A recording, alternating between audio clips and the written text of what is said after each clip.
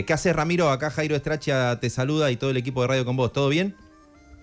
Hola Jairo, ¿qué tal? ¿Cómo estás? Buenos días. Bien, bien, por suerte bien. Bueno, gracias por atender. ¿Por qué es importante para el gobierno que la gente saque los dólares que tiene, como se dice, en el colchón, pero que tiene fuera del sistema?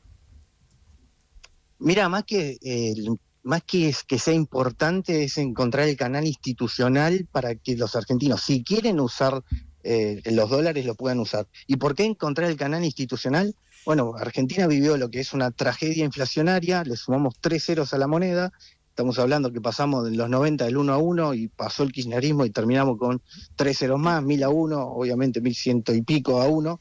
Pero bueno, son 3 ceros adicionales más, pero en la última década en particular, Argentina vivió con cepo cambiario, es decir, que el propio Estado que excluía a los ciudadanos argentinos de poder comprar divisas. En consecuencia, muchísimos argentinos en un proceso inflacionario lanzado que llegó a 3 dígitos y con cerrada la puerta para conseguir dólares, muchos consiguieron dólares de manera ilegal, si querés, por fuera de los canales institucionales, porque el propio Estado te excluía, y ahora se encuentran en la situación que empieza a moderarse el proceso inflacionario, que pueden salir de la guarida que fue el dólar para que no te fulmine, si querés, el impuesto inflacionario, y ahora no encuentran el canal institucional para que el argentino, quien quiera usar sus ahorros, quien tuvo el reparo de evitar que el Estado le expropie con el impuesto inflacionario, ahora no encuentra el canal institucional. Entonces, Pero te lo importante preguntaba es eso, desde el generar el funcionamiento. camino. Pero Ramiro, desde el funcionamiento de la economía, ¿por qué hace falta que eso suceda? ¿Por qué el gobierno está poniendo el foco ahí desde el funcionamiento de la economía, más allá de cómo lo haga?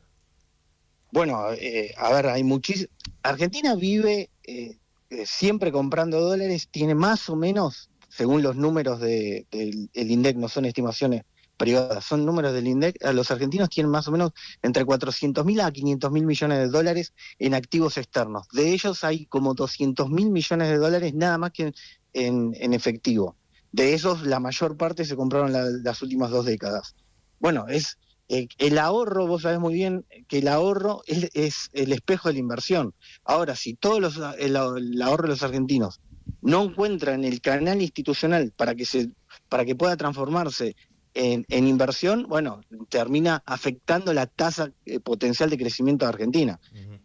Vienen por ahí del lado de que el ahorro de los argentinos se transforme en inversión de los argentinos, si es que lo consideran. La macroeconomía está mejorando notablemente en sus cuestiones más estructurales, ¿no? Ya no hay déficit fiscal, se apagó la maquinita, no hay emisión monetaria, se empieza a liberar el mercado cambiario, bueno, empieza a cambiar, se empiezan a dar las condiciones como para que la inversión finalmente empiece a jugar en la economía, pero no va a encontrar que muchos de los ahorros de los argentinos no van a encontrar el canal institucional para poder hacerlo. Pero esto es despejar todo eso. Estamos hablando con Ramiro Castañeira, pero el argentino no ha encontrado siempre, si quiere hacer uso de sus dólares negros, la manera para hacerlo. No sé, yo conozco un montón de casos donde, bueno, hay gente que tiene dólares sin declarar, que los compró, como vos dijiste, por afuera del sistema, de golpe tiene que arreglar la casa, o todo este tiempo que se movía el mercado automotor con la brecha cambiaria, la gente tenía dólares, los cambiaba al blue, y decía, lo que te quiero preguntar es, ¿ya la gente, si quiere usar los dólares que tiene fuera del sistema, no los usaba? ¿Por qué habría algo del mundo jurídico que le agregaría un incentivo? Mirá, me parece que obviamente los argentinos tienen mucha cancha en comprar dólares y vender dólares en el mundo, ¿no? Si querés, fuera de la informalidad. Ahora, todo eso hace que lo que se mueva por ese lado va a ser siempre de magnitudes relativamente chicas y más en procesos de inversión. No te permite si querés, el camino. Si vos finalmente negreaste plata, y te estoy hablando que Argentina es muy particular, porque al tener cerrado con el cepo, mucha gente tenía plata blanca que termina negreando para que no te mate la inflación. Y ahora tienen la plata negra que no tiene el camino para poderla blanquear. Bueno, es encontrar el camino y mientras más blanco, mientras más institucionalizado esté todo, mejor. Eso creo que no hay duda. Sí, hay un tema que yo ahí, no es para preguntarte a vos, sino a los técnicos que están trabajando esto en el gobierno, que es lo que hace ruido respecto de qué pasa con los mecanismos antilavado. Me imagino, no sé, un banco internacional que cumple con un montón de normas, no solo en Argentina, sino en el mundo, teniendo que Claro. poner algún tipo de reparo, porque si no le van a sonar las alarmas en la casa matriz, si le entra plata sin ningún tipo de reparo. No sé eso, más allá del mecanismo institucional, ¿cuánto le permitirá al gobierno ser exitoso en esta propuesta? Digo, me imagino, no sé, un banco del exterior, todo bien con la estrategia del gobierno actual, pero tiene que presentarse en su casa matriz y decir, che, ¿cómo justificás que entra esta guita y no preguntaste nada? Bueno, por eso, los blanqueos anteriores, si querés, el de Macri y el primero de Javier Milei, fueron para jugadores mucho más grandes. Este es encontrar un camino institucional para jugadores mucho más chicos, me parece. Ujú. No. Y después, justamente, como son mucho más chicos, no es claro de que Argentina tiene, y cualquier país soberano, le tiene que cerrar las puertas a todo lo que sea un blanqueo de terroristas y el narco y todo eso. Pero ahora, lo que no puede hacer es que el propio Estado trate de terroristas a sus propios ciudadanos. Acá son millones los argentinos que tienen dólares, porque son millones los que se intentaron cubrir del proceso inflacionario. Mm. Entonces se necesita un canal institucional de magnitud grande para hacer un tabula rasa al proceso inflacionario, a todos a la época del cepo, y el que compró dólares, que no, por lejos, que no se sienta culpa. De hecho, todo lo contrario, comprar dólares en Argentina es un derecho humano, y quien compró dólares durante la vigencia del kirchnerismo es incluso un héroe de la patria. Bueno, pará, Ramiro, estás como loco. O sea, me No, gusta te que digo te voy porque siguiendo el finalmente son razonamiento. los que evitaron, En un momento te voy siguiendo el son los que razonamiento, evitaron digo, financiar Ramiro, el populismo. está bien, Son los que pero evitaron financiar el populismo. No, no, no. Mientras menos financiamiento tenían, más corto se iba a hacer el proceso. Así que va por ese lado. estás a full, Ramiro, estás a full. Yo te voy siguiendo. Obviamente que es para escuchar tu razonamiento y me interesa, Claro. porque explica mucho del espíritu que hay detrás de algunas medidas del oficialismo. Puntualmente hay una crítica que se escucha en analistas, incluso que acompañan todo el rumbo económico del gobierno, que es que el Banco Central no está comprando reservas en el momento de mayor oferta por los dólares de la cosecha, y hay una discusión ahí. El gobierno dice, no, cuando el dólar toque el piso de la banda.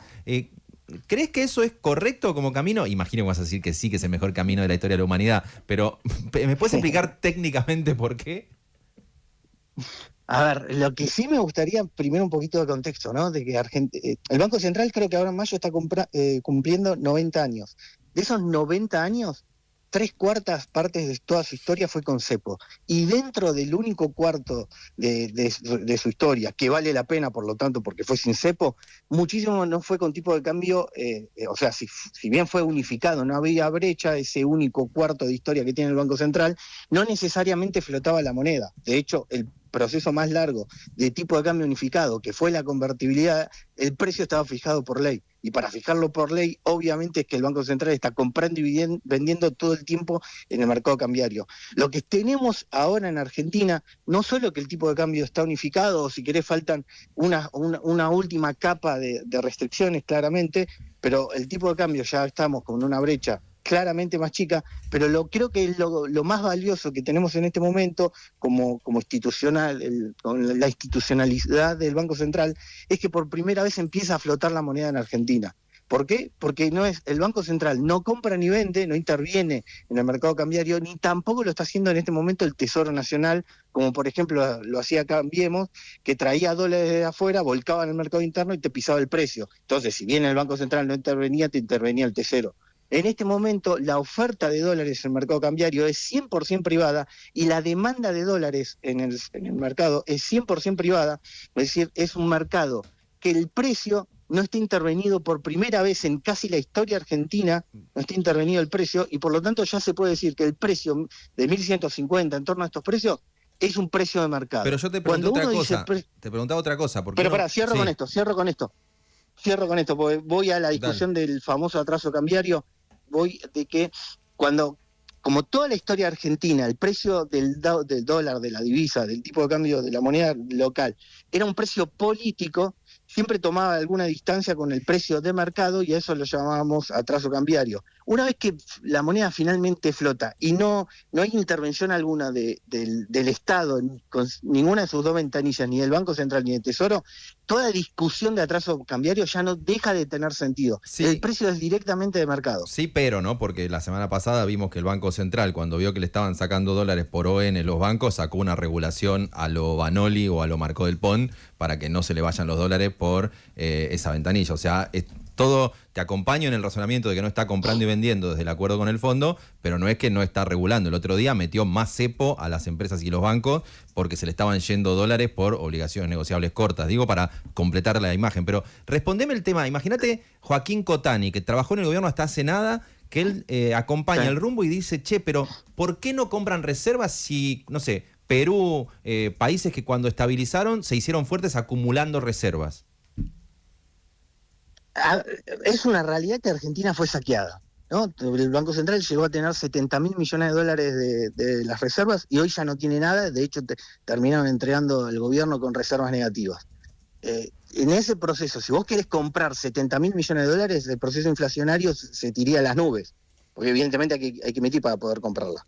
Ese primer punto, es decir, la velocidad de compra que podría hacer el Banco Central va a ser si hay demanda de pesos. Después, en ese periodo, no solo el Banco Central fue vaciado, la marea de pesos que fue un tsunami directamente, en el 2023 se emitieron 13 puntos del PBI, equivalente más o menos a 90.000 millones de dólares. Para tener magnitud, la cantidad de pesos que había en el mercado, vos fijate que se pasó 1 año y medio y todavía tenemos un proceso inflacionario. Lo cual, si hay inflación, te muestra que hay exceso de pesos. Todavía hay exceso de pesos en el mercado. No hay que emitir hasta que el exceso de pesos se agote. ¿Y cuándo se agota el exceso de pesos? Cuando la inflación se va a cero. Entonces, después, cuando se entre en una nueva instancia, la discusión quizás entra en otro nuevo canal. Mientras hay inflación, hay exceso de pesos. Y mientras hay exceso de pesos, no hay que emitir. Es tan simple como esa la lectura. No hay que anualizar eventos que evidentemente son transiciones. Bien, Lo Ramiro, que estamos viviendo en Argentina es el cambio de un modelo económico a otro y por lo tanto también el exceso de pesos que se había generado, finalmente agotarlo para así se mata la inflación en Argentina. daría para seguir charlando, discutiendo, escuchándote, porque también te podría decir que durante el gobierno de Milei se rifaron dólares que entraron del comercio exterior para sostener la brecha baja, se mantuvo el dólar blend, pero no quiero discutir eso que es para atrás. Te quiero preguntar algo. ¿Qué te pasa con Milei? Porque yo conocía a un Ramiro Castañera de los informes de Econométrica, me leía los choclazos, cuadro, y ahora entro a tu cuenta de Twitter y es, además de la economía, batalla cultural, el periodismo, el progresismo, la batalla contra el comunismo. ¿Qué te pasa, Ramiro? No sé, Twitter es algo informal y me entusiasma, pero el me gusta. contenido, no digo la forma, vos no le faltás el respeto a nadie, lo que digo es que te subís a una que no es la economía, o sea, te subís a analizar los medios, la batalla cultural, el progresismo, estás en una. Yo te soy sincero, Argentina estuvo a las puertas de una hiper hace 1 año y medio atrás. Realmente íbamos a vivir una tragedia macroeconómica, socialmente hablando. Estuvimos al borde del precipicio socialmente hablando. Saber que eso se desactivó, bueno, me parece una muy buena noticia. Me parece que vale la pena, estar si vivo. querés defenderlo, y si querés hasta... yo vi como mucha gente que estaba en el sector privado puso el cuerpo y dijo, no, muchachos, antes de que vivamos una tragedia, bueno, vamos a intentar solucionar esta destrucción que hicieron sobre las instituciones en Argentina. Es que nadie te niega que vos puedas elogiar medidas económicas. Yo te veo así como que hay algo que te motiva, que te enciende, y te quería preguntar cómo fue ese tránsito, pero por solo de conocerte, creo que hace 20 años que te conozco y es un escándalo. Así que, nada, te agradezco la charla, 7:45 de la mañana, te mando un abrazo y sigamos hablando. Dale, abrazo grande. Ahí estamos, Ramiro Castiñeira de la consultora econométrica, está enfervorizado